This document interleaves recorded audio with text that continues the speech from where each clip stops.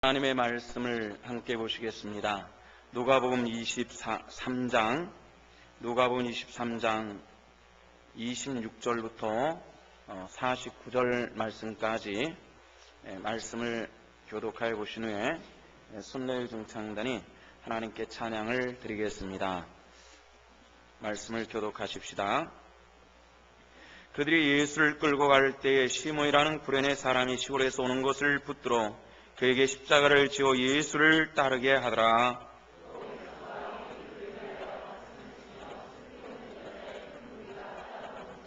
예수께서 돌이켜 그들을 향하여 이르시되 예루살렘의 딸들아 나를 위하여 울지 말고 너희와 너희 자녀를 위하여 울라.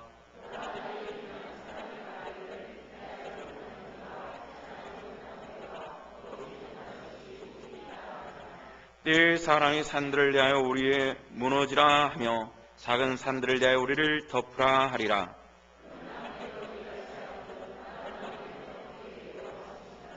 또 다른 행악자도 사형을 받게 되어 예수와 함께 끌려가니라.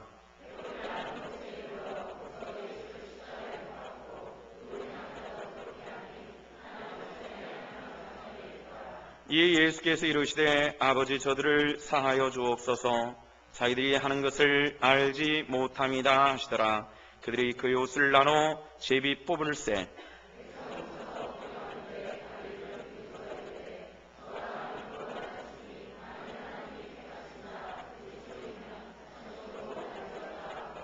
군인들도 희롱하면서 나와 심포도주를 주며 그 위에 있는 유대인의 왕이라 쓴 패가 있더라.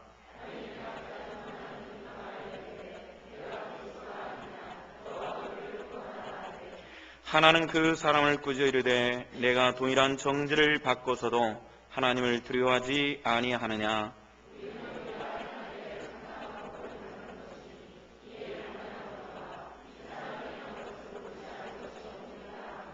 이르되 예수여 당신의 나라에 임하실 때에 나를 기억하소서 하니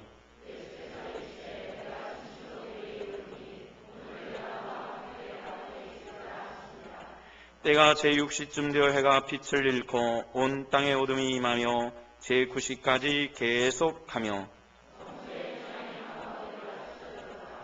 예수께서 큰 소리로 불러 이르시되 아버지 내 영혼을 아버지 손에 부탁하나이다 하고 이 말씀을 하신 후에 순지시니라.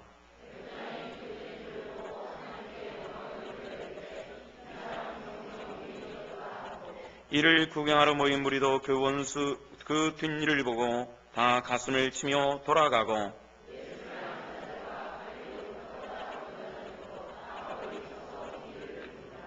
아멘.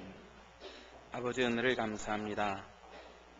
우리에게 좋은 여성 충창단을 허락하신 하나님 영광을 받으시고 저들이 입술의 찬양이 입술에만 머물러 있지 않게 하시고 그 심장 깊은 곳에서 나오는 감사의 찬양이 되게 하시고 저들의 삶 속에서 주님 날마다 성령의 능력을 역사하시사 그 삶이 주 안에서 풍요를 누리게 하시고 평안의 기쁨을 체험케 하여 주옵소서. 오늘 또 종이 말씀을 전합니다. 누가복음에서는 한 번째 시간을 갖습니다. 깨우침을 주시고 하나님의 말씀을 붙들고 영의 양식으로 삼고 능력으로 삼아 이 땅에서 육신의 많은 유혹이 있을지라도 우리는 승리케 하여 주옵소서. 예수님 이름 받들어 기도하옵나이다. 아멘. 우리가 누가복음 23장 26절부터 49절까지 우리가 함께 보셨는데요. 오늘 보시고 나면은 이제 3번이 남습니다. 우리가 누가복음 말씀을 지금까지 보시면서 함께 은혜를 받았습니다. 주님은 십자가를 지시고 골고다를 향하여 올라가시게 되는 이런 과정을 갖게 되죠. 그 주님께서 당하신 고난의 길을 슬픔의 길이라 이렇게 얘기를 해가지고 비아돌로노사라고 이렇게 명칭을 짓습니다. 그래서 요즘에도 금요일날 아침이 되면은 이런 아침에부터 세계 여러 나라에서 예수님의 행적과 그 주님의 성스러운 그 발자취를 보기를 원해서 온 순례자들이 십자가를 지고 비아돌로노사를 따라가지고 골고다까지 쭉 올라가는 행사를 매 금요일마다 그렇게 합니다. 저는 마침 제가 방문할 때 금요일이 되지 못해서 그 행사를 참여하지도 못했고 보지도 못했습니다만은, 그 비아돌로로서는 주님의 그 슬픔의 길, 고난의 길이가 어느 정도 될까라는, 그 경사는 어느 정도 될까, 길이와 경사에 따라서 같은 무게일지라도 고난의 무게는 훨씬 달라지는 것이기 때문에 우리가 좀 관심 기울여 볼 만한 그런 이유가 있습니다. 그 거리가 350m입니다. 십자가를 지시고 골고다까지 걸어가신 그 거리가 340m예요. 그러니까 여기서부터 저 아래 아파트 하나 짓는 데 있죠? 그 후문 정도까지 거리가 대충 그 정도 되지 않을까 싶습니다. 그렇게 긴 거리는 아닙니다. 긴 거리는 아니고요. 그 다음에 이 법정에서 나와가지고 골고다까지 우리는 언덕이라고 말하고요. 또 그리고 우리가 그림에서 보면은 산 꼭대기에 이렇게 세워져 있으니까 굉장히 산 비탈을 막 올라가는 것처럼 생각을 하는데, 그렇지 않고 경사가 상당히 완만하게 올라가서, 그리고 거의 다 가가지고 성분모교회라고 하는 교회가 있는데, 그 분묘교회가 그 골고다 산 정상에다가 지은 교회입니다. 근데 교회가 참 그곳에 가보면은 재밌다고 표현하면은 좀 불경건해 보이는데 아주 흥미로운 것들을 볼 수가 있어요. 그 골고다 정상은 완전히 건물로 완전히 뒤덮여 있어요. 근데 그 건물들은 뭐냐면은 교회 건물들입니다. 근데 그 교회 건물이 세 개가 다닥다닥 붙어 있어요. 아예. 그래서 이쪽 교회 건물 벽하고 이쪽 교회 건물 벽이 따로 떨어져 있는 것이 아니라 한 교회 건물 벽을 쓰고, 그러면서 이쪽 교회와 이쪽 교회가 틀려요. 그래서 그 교회는 한쪽은 로마 카톨릭 교회가 관장을 하고 있고, 한쪽 교회는 정교회가 관장을 하고 있고, 하나는 콥틱 교회가 관장을 하고 있어요. 그래가지고 이 교회들은 서로 문을 통해 가지고 왕래를 하게 돼요. 그 성직자들이 제각기 복장이 틀려가지고 콥틱 교회에 가면은 콥틱 성직자들이 그 콥틱 교회에, 콥틱 교회라고 하는 것은 북아프리카에 전래된 이 개신교를 콥틱 교회라 이렇게 얘기를 하는데, 이 콥틱 교회의 성직자들의 그런 독특한 복장이 있어요. 그 사람들은 그런 복장을 가지고 의식을 집행하는 것을 볼 수 있고, 카톨릭 교회는 카톨릭 교회 나름대로의 의식을 집행을 하고, 또 정교회가 있어요. 동방교회라고 하는데, 이 동방교회의 의식을 그렇게 집행하는 아주 그런 신기한, 참 유머러스한 그런 모습들을 볼 수가 있는데요. 바로 이 성분묘교회를 올라가는 아주 완만한 경사를 올라가다가 성분묘교회로 올라가기 위해서 조금 가파르게 길을 올라가게 돼 있어요. 물론 지금은 계단이 있고 이렇게 돼 있습니다만은 예전에는 없었겠죠. 그 가파른 계단을 가파르다고 해서 또 뭐 이렇게 가파른 것이 아니라 한 요 정도 되는 이런 경사를 올라가는데, 대충 보면 한 50m 정도 되겠다 이렇게 생각이 돼요.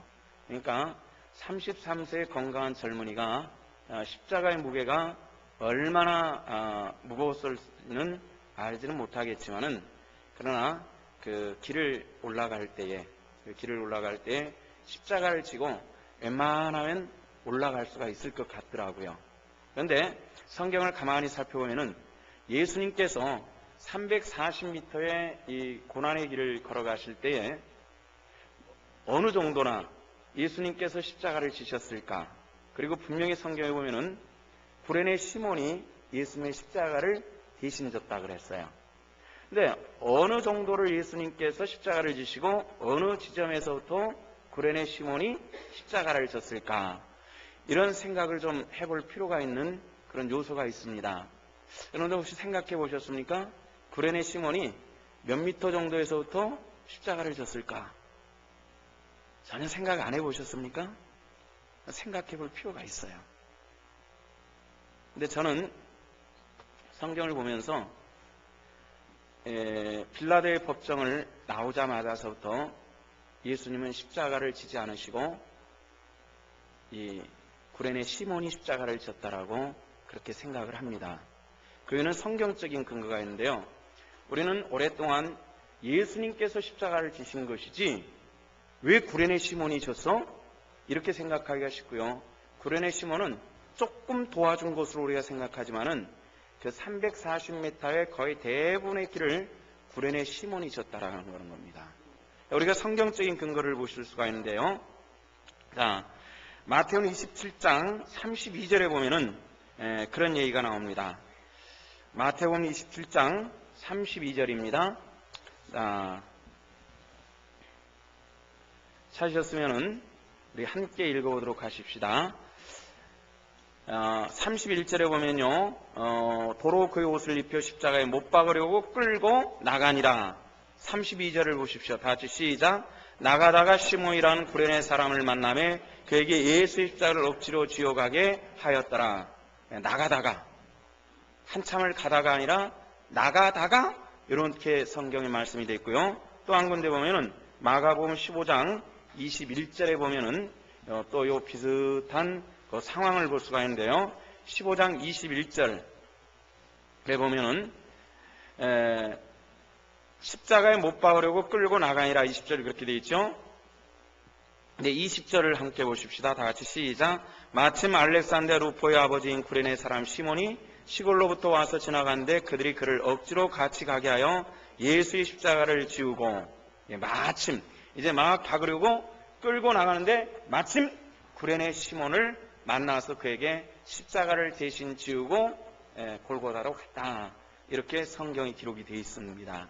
그렇기 때문에 그 340m의 어느 정도 절반 정도일까, 아니면 막판일까, 처음일까, 이런 생각을 하게 되는데, 십자가는 예수님께서 십자가를 지시고 빌라도의 법정을 나가서 얼마 가지 않아서 구레네 시몬을 만났고, 구레네 시몬은 예수님의 십자가를 대신 지고 골고다를 끊임없이 올라갔다. 이렇게 추정되어지는 그런 내용입니다. 근데 우리가 생각하기는 예수님께서 끝까지 지고 가신 것처럼 우리가 생각되고요. 또 그렇게 생각해야지 경건할 것 같습니다. 그죠?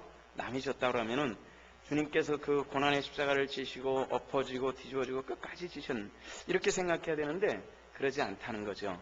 그러면은 예수님께서는 그냥 투덜투덜 따라가셨을까?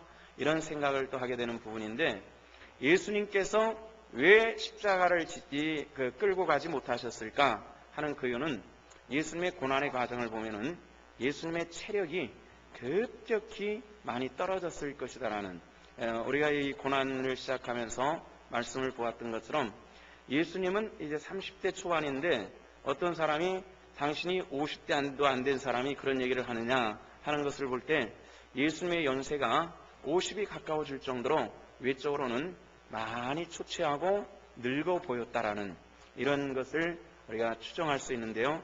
그만큼 예수님께서는 힘든 과정을 거치셨습니다.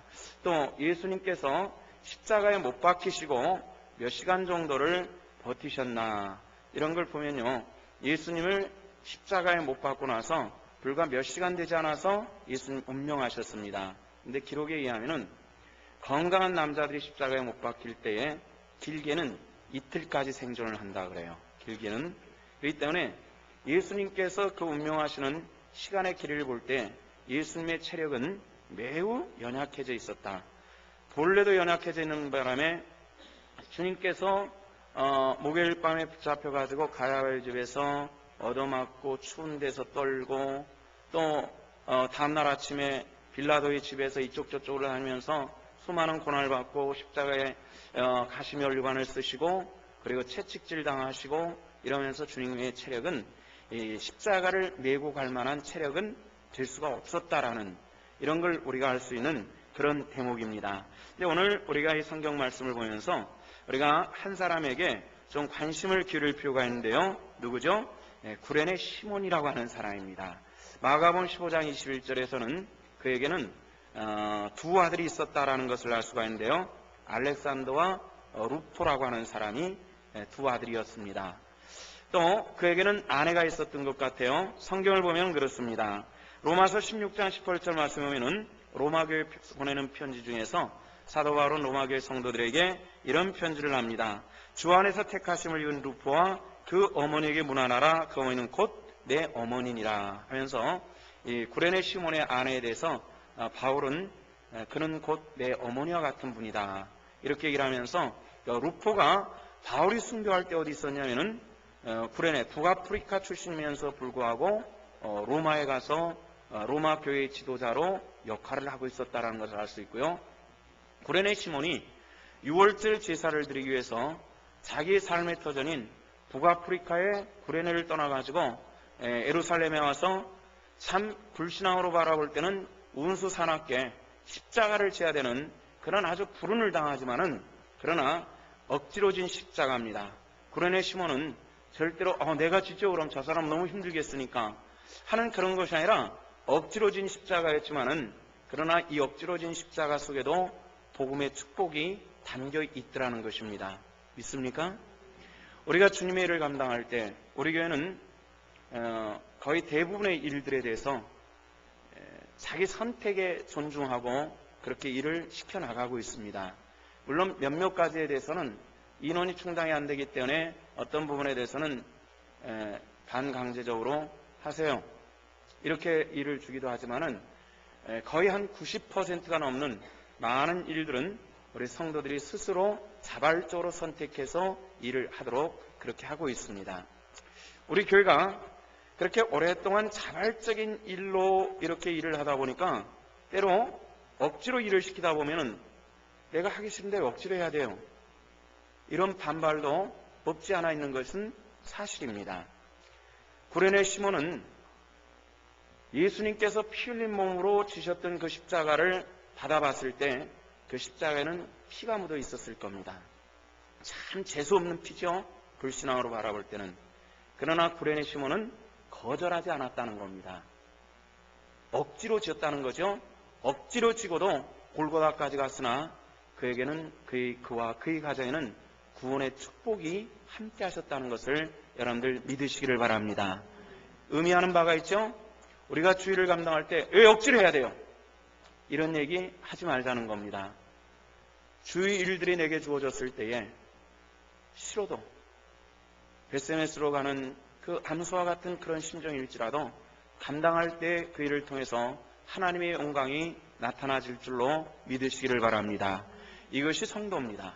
성도의 자세는 바로 그런 자세를 가지고 감당할 때에 하나님의 놀라운 축복이 주의 권속들 가운데 함께 하실 줄로 믿습니다.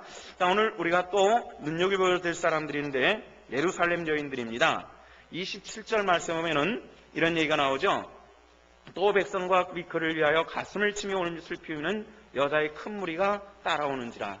그 여인들이 예수님의 제자들인지 아니면 예루살렘 여인들 가운데서 어떤 한 젊은 남자가 죄 없이 십자가에 못 박혀 죽는다니까 그 모성적 본능을 가지고 슬피 울었는지 이것까지는 우리가 성경만을 가지고는 추측하기는 굉장히 어렵습니다. 그러나 제가 굳이 추측하여 말한다면 여기에 따라오는 여인들은 예수님의 제자로서의 여인들이라고 하기보다는 예루살렘 여인들, 다시 말해서 예수님의 당하는 그 고난에 대해서 여성의 특이한 모성적 본능을 가지고 안타까워하고 눈물을 흘리는 그런 여인들이었을 것이다 라는 이런 생각을 하는데, 괜히 28절 말씀하니까 예수님께서 하신 말씀, 예루살렘의 딸들아 나를 위하여 울지 말고 너희와 너희 자녀를 위하여 울라 하는 이 말씀을 볼 때에 우리가 추정할 수 있는 그런 대목이기도 합니다.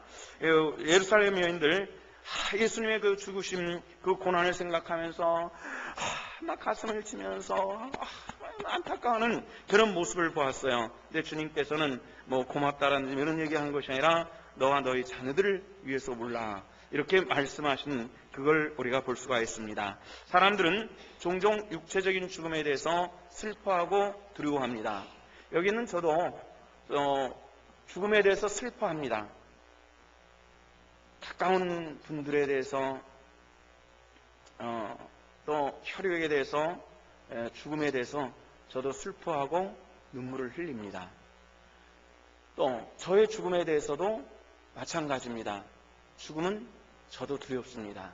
그 이유는 뭐냐면은 내세는 믿긴 믿지만은 그 과정은, 죽음이라고 하는 과정은 대부분의 모든 사람들이 고통을 통해서 들어가는 관문이기 때문에 이것은 매우 두려운 것이 사실입니다. 저는 사람들이 운명하는 순간을 많이 지켜봅니다. 많이 지켜보는데 대부분의 사람들이 편안하게 그냥 얘기하다가 그냥 딱 누워서 자듯이 왜 세상 떠나는 분들이 없고 상당히 고통스러운 숨이 넘어갈 듯 하지 넘어가지 않고 숨은 쉬어지지 않고 그 고통을 보면은 두렵습니다. 얼마나 고통스러울까 저걸 나도 앞으로 해야 될 텐데 이런 생각을 하면은 굉장히 두려운 것은 사실입니다. 그러나 우리가 이런 고통과 내세의 그 죽음에 대한 이런 슬픔과 괴로움보다도 신앙의 사람은 또 한 가지 두려워해야 될 것이 있습니다.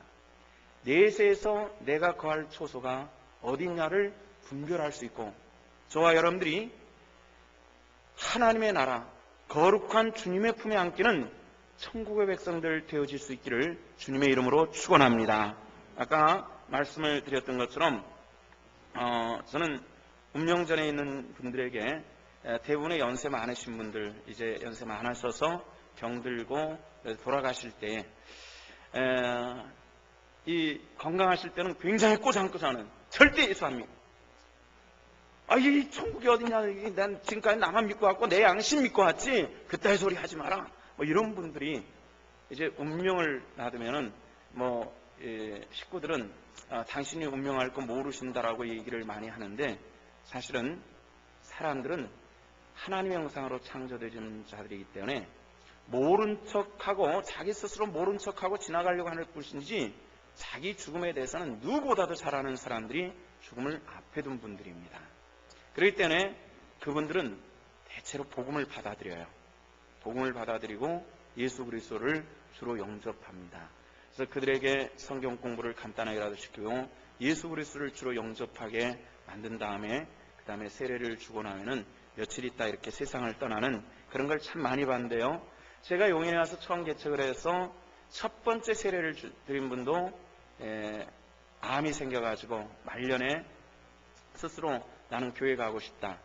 그리고 목사님의 세례를 받고 교회식으로 장례를 치르고 싶다 하신 분이 연세 많으신 이 죽음을 바로 앞에 둔 분이 저에게 세례를 받으러 교회를 찾아오셨어요. 그래서 찾아오시고 다음 주에 그 한 주간 동안 간단하게 성경을 가르쳐드리고 그 다음 주간에 세례를 베풀고 그 다음 주간인가 세상을 떠나셨습니다. 그런데 그때 교인이 한 명도 없었어요. 그래가지고 다른 교회 가서 교인을 빌려왔습니다. 용인교회 교인들을 빌려다가 장례를 치른 적이 있었어요. 사람이 없어가지고 교인이 없으니까 다른 교회 사람들 빌려가지고 교인 좀 빌려 장례 좀 해도 그래서 장례를 치른 이런 경험들도 가지고 있습니다. 우리에게 성도에게 진정한 슬픔은 육체적 슬픔이 아닌 영혼에 대한 슬픔이 되어주시기를 주 이름으로 축원합니다. 저렇게 돌아가시면 구원 못 받는데 안타깝다 말이지. 이런 그 안타까운 심령을 가진 사람이 구원받은 하나님의 사람이 될 수 있는 것입니다. 저 사람 죽어도 우리 부모님인데 돌아가셔도 지옥 간다는데 감각이 없는 그 신앙은 어쩌면 구원받지 못한 신앙이라고 저는 그런 생각을 합니다. 단언할 수는 없지만은 어느 정도는 그건 구원받지 못한 신앙이다. 그렇기 때문에 지옥 가는 거 관심 없네. 내 자식 지옥 가는 거 관심 없는 거예요. 천국 가는 것도 관심 없어요. 내 세대한 신앙과 구원이 없을 때는 여기에 관심이 없는 거예요. 그렇기 때문에 언제나 육신이에요. 좋은 학교, 좋은 직장, 좋은 집, 좋은 차. 여기에 관심이 집중돼 버리고 말아요. 저와 여러분들이 정말 하나님의 백성이거든 영혼에 관심 기울이는 하나님의 사람들 되시기를 축원합니다. 이걸 주님께서 기뻐하시는 거예요. 그래서 오늘 성경에서는 이 여인들에 대해서 말씀하시면은 이건 전 기독교의 역사를 거슬러서 진정 하나님의 사람인 뭘 해야 될 것인가를 우리에게 가르쳐주시는 주님의 마지막 비아 돌로라사 고난의 길에서 우리에게 가르쳐주시는 하나님의 영원한 생명의 말씀인 것을 우리가 알아야 된다는 겁니다. 그러면서 오늘 31절에서 이런 말씀을 해주시고 있습니다. 푸른 나무에도 이와 같이 하거든 마른 나무에는 어떻게 되리요? 이런 말씀을 합니다. 여기서 푸른 나무는 뭘 상징하냐면 예수님을 상징하는 겁니다. 예수님께서 당하시는 지금의 이 고난은 저주입니다.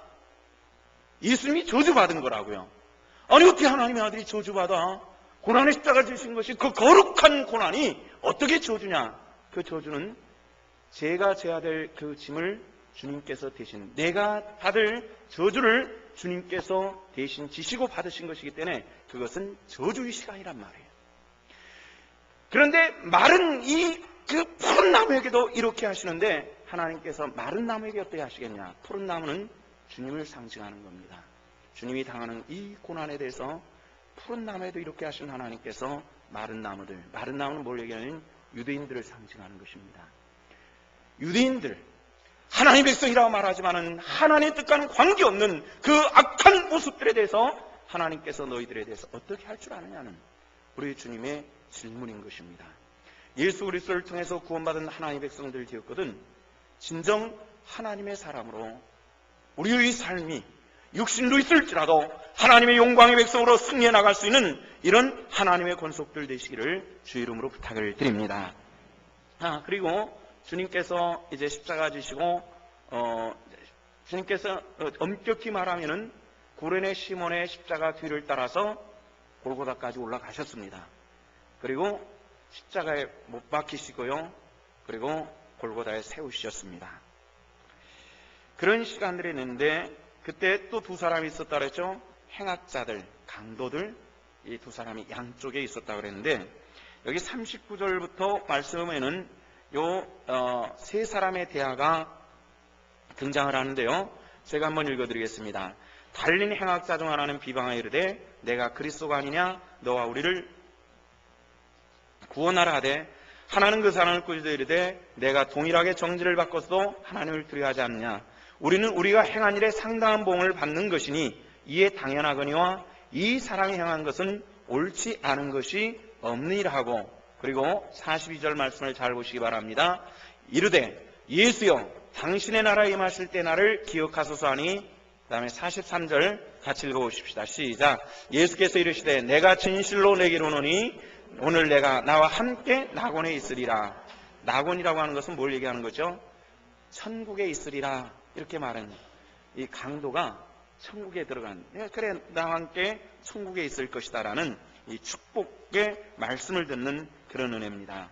십자가의 고난 현장에서 구원받은 강도는 구원의 가장 중요한 핵심 부분을 말해주고 있는 굉장히 중요한, 이 교리적으로 굉장히 중요한 사건이 이 고난의 십자가 강도가 구원받는 이 엄청나게 중요한 것은 바로 우리 교리적으로 굉장히 중요한 그 순간입니다. 구원은 신앙 고백입니다. 신앙 고백이 어떤 것이냐는 말이에요. 저와 여러분들이 입술의 신앙 고백이 아닌 그 심장과 영혼 속에서 흘러나오는 그런 신앙 고백이 되어주시기를 부탁을 드립니다. 주는 그리스도시요 살아계신 하나님의 아들이라고 하는 이 절대적인 고백이 저와 여러분들의 고백이 되고요. 구원을 위한 것은 하나님께서 어떤 대가도 요구하지 않는다고 하는 이 사건이 바로 강도의 구원 사건인 것입니다. 귀한 것일수록 제가 누구에게 선물을 줬는데 어떤 대가를 저에게 가지고 온다면 굉장히 섭섭할 것입니다. 예를 들어서 이런 것입니다. 여름만 되면 이런 일들이 몇 건씩 벌어지는데요. 어떤 아이가 하천에서 놀다가 급류에 쓸려가지고 막 떠내려가는데 그 아이를 구조할 사람은 주변에 아무도 없는 거예요. 부모는 막 안타까워서 발을 동동동 구르는데 마침 지나가던 청년이 옷을 탁 벗어 제끼더니 헤엄쳐가지고 그 아이를 막 끌어내는데 만 체력이 딸려가지고 아이는 밀어내고 이 청년은 죽은 것. 이런 사건들이 간혹 일어나죠. 그런 사건들이 이제 일어났다고 보십시다. 내 아이는 죽었는데 멀쩡한 청년은 죽은 거예요. 얼마나 참 안타까운 일이잖아요. 내 아이가 살아난 것에 대해서 이 부모는 감사한 일이고 기쁜 일인데 대신 멀쩡한 청년이 또 하나 죽은 거예요. 근데 그 부모가 와가지고 아이고 5대 독자인데 이렇게 죽어버렸다고 통곡을 하고 있는 곳에 가서 살아난 아이의 아버지가 부자라고 지갑을 떡 꺼내가지고 얼마 주면 되겠소? 하면 이렇게 한다고 생각을 해보자는 얘기예요. 그럴 때 여러분들 같으면 어떻게 했습니까? 아니, 바꿔서 얘기합시다. 저한테 물어보십시오. 목사님 그럼 어떻게 하시겠어요? 한번 물어봐 주십시오. 그러면은 뻘대 내서 깃방맹이를 한 대 울려버릴 거예요. 이런 싸가지 없는. 가만 안 둘 거예요, 나는. 하는데 박아버리고 말 거예요. 돈의 액수가 문제가 아니라 내 아들이 네 아들을 위해서 죽었는데 얼마면 되겠소 하는 이 싸가지 없는 일들이 어디냐냐? 막 난리가 날 거예요. 저는 가만 안 둬요. 아주 코피 터트리가 아니라 코뼈가 내려앉도록 박아버릴 거예요. 저는 가만 안 돼요. 그러나 이런 경우에는 감사할 거예요. 우리가 어떻게 하면 될까요? 정말 내 아이의 부조의 때문에 당신의 아들이 죽은 이 문제를 가지고 내가 어떻게 하면 될까요? 내가 어떻게 하면 될까요? 그리고 같이 울어주는 그것으로 어쩔 수 없이 감사한 마음으로 저는 받을 것입니다. 재물의 문제가 아닌 이것은 내 마음인과 내 영혼의 문제이기 때문에 그렇게 해결하는 것이 아니라고요. 마찬가지로 우리도 주님의 일들에 대해서 우리가 뭘 할까요? 이것이 아니라는 것입니다. 이미 저와 여러분들에게 베푸신 이 구원의 놀라운 축복을 누리며 하나님의 영광을 위해서 내가 그럼 어떻게 할까요? 라고 하는 이런 고백과 질문이 있는 우리 신성의 권속들 되시기를 부탁을 드립니다. 이것이 진정한 삶이기 때문에 그렇습니다. 자, 오늘 말씀을 더 진행해 가면은 44절에 보면 이런 얘기가 나오죠. 때가 제60쯤 되어 해가 빛을 잃고 온 땅의 어둠이 임하여 제90까지 계속하여 하면서 그 시간적인 얘기가 나옵니다. 여기 6시라고 하는 것은 뭐냐면 우리 현재 시간으로 말하는 정오를 얘기하는 겁니다. 맞아, 12시예요. 낮 12시부터 그 다음에 제9시는 오후 3시를 얘기하는 거거든요. 12시부터 3시까지는 하루 중에 제일 밝은 시간인데 그때 태양이 빛을 잃어버려 온 땅의 어둠이 진하게 들여지는 이런 신비하고 놀라운 사건이 일어나고 있더라는 겁니다. 왜 그랬을까? 성경은 우리에게 말씀하시는 것이 이 태양도 피조물의 하나일 뿐이고 빛도 그런 것인데 과연 이 태양의 빛을 잇는 이 사건이 상징하는 바가 뭔가 이런 생각을 해봐야 되는데 로마서 8장 19절로부터 21절에 보면은 이런 얘기가 등장을 합니다. 피조물이 고대하는 바는 하나님의 아들들이 나타난 것이니 피조물이 허무한 데 굴복하는 것은 자기 뜻이 아니요 오직 굴복해 하시는 이로 말미암이라. 그 바라는 것은 피조물도 썩어져의 종들로 단 데서 해방되어 하나님의 자녀들의 영광의 자유에 이르는 것이라. 피조물이 다 이제까지 함께 탄식하며 함께 고통하는 것을 우리가 아나니 피조물들이 인간의 죄로 말미암아서 다 함께 고통하며 함께 탄식하는 것을 우리가 아노라 이렇게 말했습니다. 태양도 피조물이란 말이에요. 인간의 타락을 통해서 모든 피조물들 가운데 그 탄식과 타락이 영적으로 나타나지는 이 문제를 가지고 우리 주 예수 그리스도 죄 없이 죽으시는 그 십자가의 고난을 바라보면서 태양이 빛을 잃으면서 우리 하나님 앞에 왜 당신의 아들 죄 없는 분이 십자가에 못 박혀 죽어야 합니까는 이 탄식과 고통의 부르짖음이 그런 형식으로 표현되어져 있다는 겁니다. 그것이 주님의 죽으심과 고난에 의미하는 바가 그렇게 나타나는 것이고 우리가 받은 구원이 내가 예수를 믿어서 받았다라고 하는 이 간단한 고백은 있으나 그러나 이것이 진정 내 심장과 내 삶을 주관할 수 있는 하나님의 권능이 내 온 삶을 주관하는 이런 하나님의 권속들 되시기를 축원합니다. 이것이 우리 삶이 되는 것이고 이것이 우리가 하나님 앞에 섬에 부끄러 없는 믿음의 삶으로 살아가는 이 중요한 초점에 이르는 것입니다. 왜 죄인을 위해서 죄 없으신 아들이 죽어야만 합니까? 하는 탄식이라는 겁니다. 주님께서 오후 3시에 9시에 그러니까 오후 3시에 운명하셨습니다. 그리고 6시부터는 안식일이 시작되는 그 3시간 동안 신속하게 장례가 치러지는 겁니다. 장례가 치러지는데 그래서 예수님께서 운명하는 시간에 몇 가지 특이한 사건들이 있었죠. 태양의 빛을 잃고 땅에 지진이 일어나고 가장 중요한 것은 성소유장이 위로부터 아래까지 찢어져 둘로 나뉘어오고 이런 얘기입니다. 성소유장이 찢어서 양쪽으로 쫙 벌어지는 이 신비한 놀라운 사건이 일어났습니다. 어떻게 이랬을까? 그래서 어떤 분들은 이렇게 해석을 합니다. 예수님의 운명의 시간에 태양의 빛을 잃고 또 하나 사건이 있었죠. 지진이 일어나요. 바위가 터지고 그렇기 때문에 성소에 있는 그 휘장들이 당겨져 가지고 양쪽 기둥에 메어져 있는 것이었기 때문에 휘장 이 지진에 의해서 진동에 의해서 휘장이 찢어질 수 있다. 이렇게 설명하는데 그렇게 설명될 수 있을 것입니다. 그러나 그 찢어짐의 의미까지는 과학적 설명을 할 수 없다는 것입니다. 중요한 것은 이 찢어짐의 의미입니다. 어떻게 찢어졌는지 우리가 다 말할 수 없으나 성경이 우리에게 증거하는 증거의 말씀에 대해서는 우리가 생각을 해야 되겠습니다.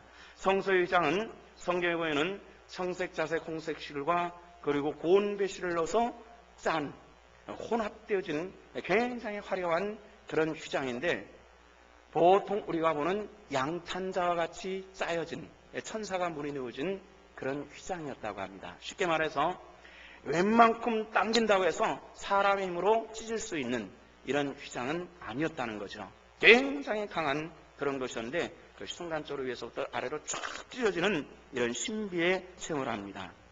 이 성소 지성소에 있는 이 휘장은 1년에 한 차례가 벌어지고 대속죄일의 대제사장이 백성들의 죄를 위해서 피를 들고 들어가서 시온소에다가 뿌리도록 하는 것이 이 휘장이 가지고 있는 그런 의미입니다. 그래서 1년에 한 번씩 개방이 되는 겁니다. 그것도 오직 한 사람 대제사장에게만. 그리고 그 휘장을 지나가서 피를 부음을 통해서 1년에 지은 모든 이스라엘 백성들의 하나님의 백성들의 죄를 사해 준다라고 하는 의미의 대속죄의 제사가 이루어지는 것이 성소의 휘장이 찢어짐의 의미를 가지고 있는 것입니다. 그런데 성경은 우리에게 이 휘장의 찢어짐이 어떤 의미냐는 것을 우리가 알아야 되는데요.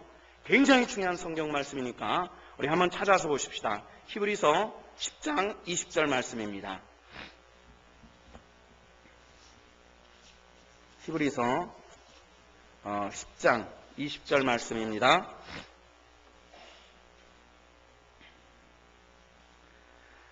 (19절과 20절) 말씀을 읽어보십시다. 자, 다 같이 시작. 그러므로 형제들아 우리가 예수의 피를 힘입어 성소에 들어갈 담력을 얻었나니 그 길은 우리를 위하여 휘장 가운데로 열어놓으신 새로운 살 길이요 휘장 곧 그의 육체니라. 아멘. 휘장은 누구의 육체라고요? 예수님의 육체입니다. 믿으시길 바랍니다. 웬만하면 히브리서 10장 20절에 이런 말씀이 있다는 것은 마음속에 담아두시기를 바랍니다. 주님의 죽으시고 상하신 그 육체는 우리를 위해서 열어놓는 이미 하나님과 우리 사이에 쳐졌던 이 담을 헐어버리는 놀라운 사건으로 우리에게 소개되고 있다는 겁니다. 그래서 주님께서 말씀하시고 있는 것이 요한복음 14장 6절의 말씀에서는 예수님께서 말씀하시기를 내가 곧 길이요 진리요 생명이니 나로 말미암지 않고는 누구에게로 올 자가 없느니라. 아버지께로 올 자가 없느니라. 여러분들 믿습니까?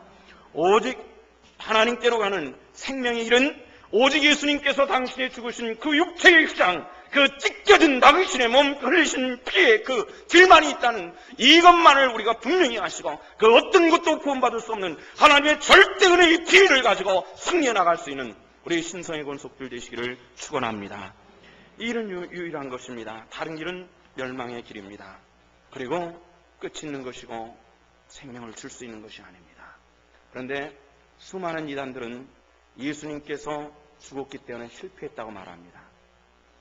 죽은 것은 죄의 값으로 죽은 것은 사실입니다만 다시 살면 사망의 권세를 이기시고 믿는 자마다 영적 부활과 생명의 부활, 육체적 부활을 믿게 하시는 하나님의 놀라운 은혜가 그 가운데 우리에게 주어졌다는 이 절대적인 사실을 믿지 않는 것은 이단에 속하는 것인데 오늘날에도 그런 이단이 한국에는 있습니다. 문선명이라고 하는 사람은 예수님은 실패한 그리스도고 자기는 성공한 하나님이라고 말합니다. 제가 예언할게요. 그는 분명히 조만간에 죽을 줄로 믿습니다.